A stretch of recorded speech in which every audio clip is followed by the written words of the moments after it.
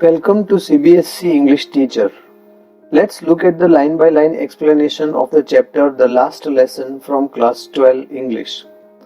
If you are watching my video for the first time, please subscribe so as to listen to the explanation of all the chapters.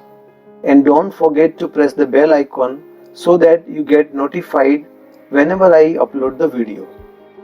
Let's move on to the video now. Then from one thing to another, M. Hamel went on to talk of the French language, saying that it was the most beautiful language in the world, the clearest, the most logical, that we must guard it among us and never forget it, because when a people are enslaved, as long as they hold fast to their language, it is as if they had the key to their prison. M. Hamel praises their mother tongue, French language, as being the most beautiful, clearest, and most logical language in the world. He tells the class to guard their language as it is the only way to free oneself from the prison of slavery. If a person knows his mother tongue well, no one can enslave him. Knowing the mother tongue well as a language is a tool to fight domination. Then he opened a grammar and read us our lesson. I was amazed to see how well I understood it. All he said seemed so easy, so easy. I think too that I had never listened so carefully and that he had never explained everything with so much patience. It seemed almost as if the poor man wanted to give us all he knew before going away, and to put it all into our heads at one stroke. At one stroke means at once or in one go. The teacher took a lesson in grammar. That day Franz was surprised that he understood the lesson with ease. He felt that he had been attentive and that M. Hamel also explained the lesson with a lot of patience. Franz felt that the teacher wanted to give them all the knowledge he had before leaving. After the grammar, we had a lesson in writing. That day M. Hamel had new copies for us, written in a beautiful round hand, France, Alsace, France, Alsace. After grammar, they had a lesson in writing. M. Hamel gave the class new notebooks with France, Alsace beautifully written on it. They looked like little flags floating everywhere in the schoolroom, hung from the rod at the top of our desks. You ought to have seen how everyone set to work and how quiet it was. The only sound was the scratching of the pens over the paper. Franz felt that there was an air of patriotism in the class. The notebooks were like flags of France that were floating all around. The entire class was busy writing, and the only sound that could be heard was that of the pen writing on the paper. Once some beetles flew in, but nobody paid any attention to them, not even the littlest ones, who worked right on tracing their fish hooks as if that was French too.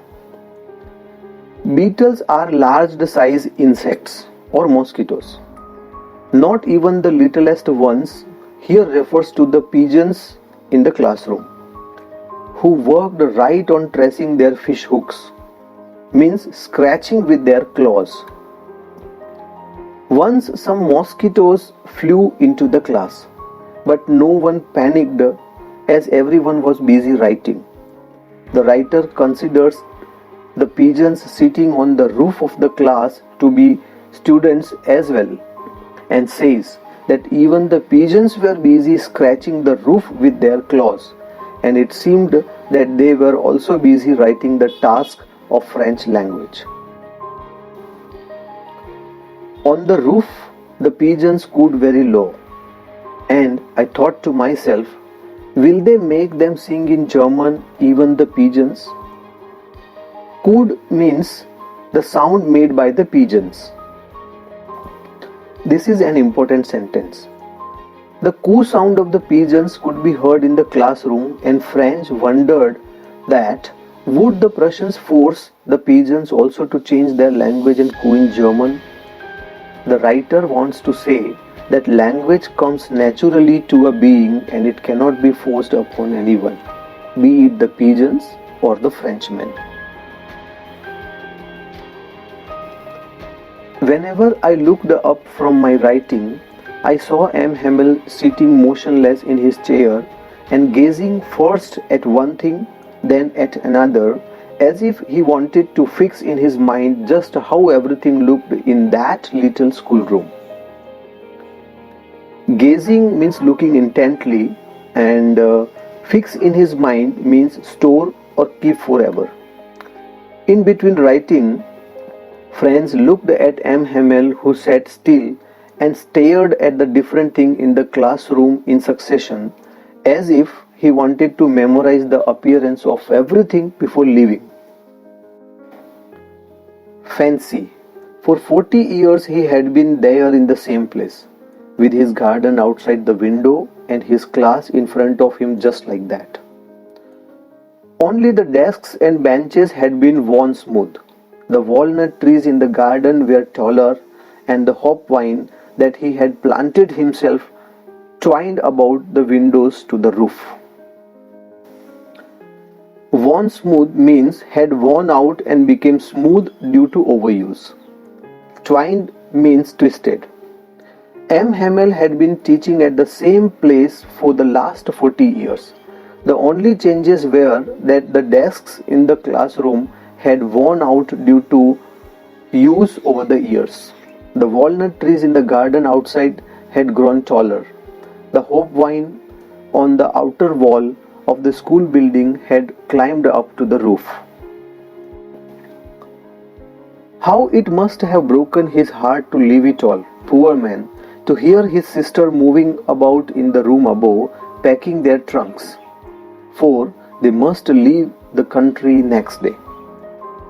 Franz feels that the teacher must be heartbroken to be sent away from a place where he had spent 40 years of his life.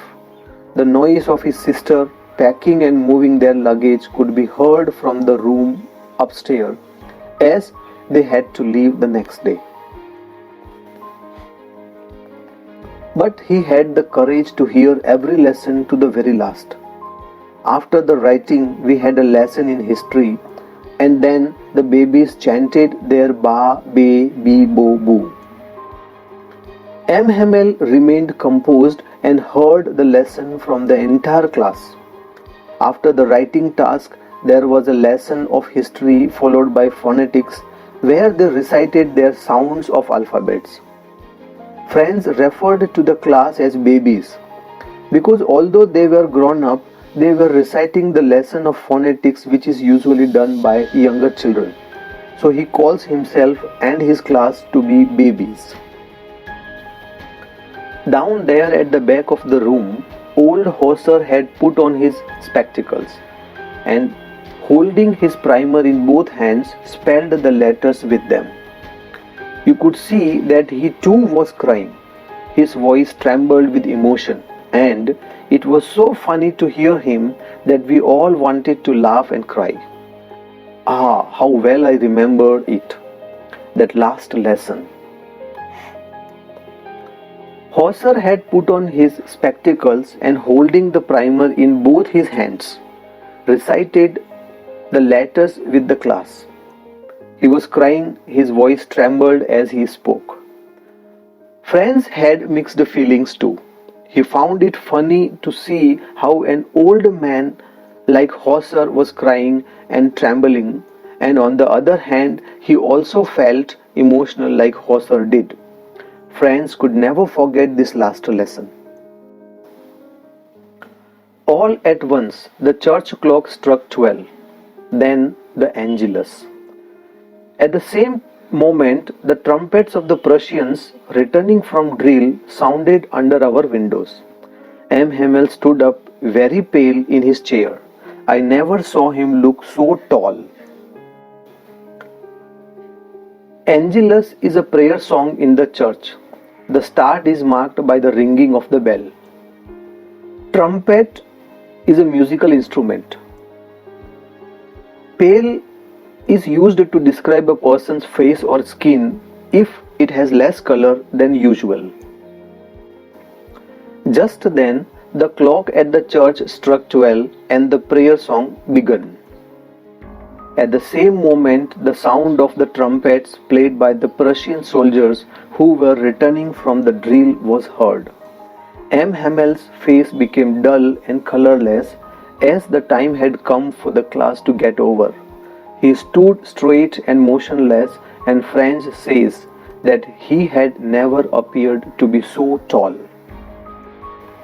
"My friends," said he, I, but something choked him. He could not go on.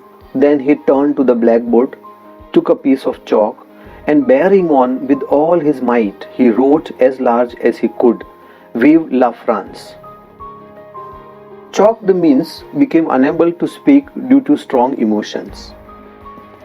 M. Hamel began to speak but could not continue as he was overpowered by his emotions. He took a piece of chalk and wrote the words "Vive la France," meaning "Long live France," on the blackboard as large as he could. Then he stopped and leaned his head against the wall, and without a word he made a gesture to us with his hand. "School is dismissed, you may go." Gesture means a signal. Then he stopped writing, bent towards the wall, and without speaking anything signaled the class to leave as the class was over.